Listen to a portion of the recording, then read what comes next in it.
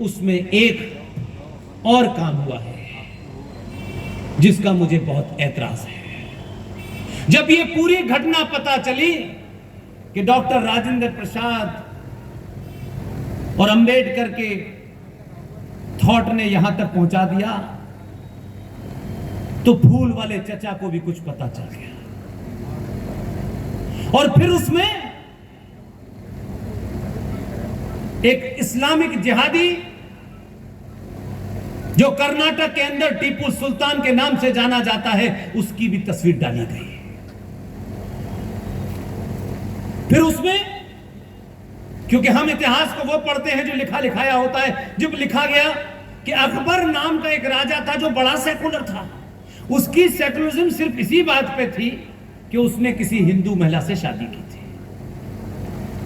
लेकिन उसके सेकुलरिज्म पे हमने कभी यह सवाल नहीं उठाया कि यह कैसा सेकुलर था भाई, जिसने उस भूमि जिसे हम प्रयागराज कहते थे, वहां उसका नाम इलाहाबाद रख दिया गया।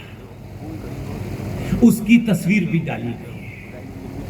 लेकिन फिर भी मैं इस बात में खुश हूं कि 2 जिहादी तस्वीरें उसमें हैं, लेकिन बाकी सारी हमारी।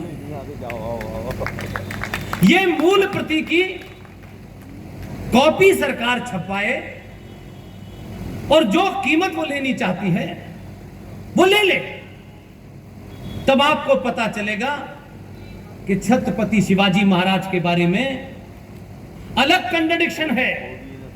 उनका पुरुषार्थ, उनकी ताकत को भारत के संविधान निर्माताओं ने उस तस्वीर को वहां लगाया है, लेकिन भारत सरकार के राजनेताओं के पाले हुए दलाल जो विश्वविद्यालयों में हैं, जो कॉलेजेस में हैं, जिन्होंने इतिहास की किताबें लिखी, उसी में से एक किताब लिखी गई है जो भारत के बच्चे आज यूपीएससी का टेस्ट देने जाते हैं, जो इतिहास पढ़ते हैं, उन बच्चों की मजबूरी है कि उस जो अलीगढ़ मुस्लिम विश्वविद्यालय में कभी हमारा उस्ताद हुआ करता था, अभी जिंदा है वो मरदूद, उसने एक किताब लिखी,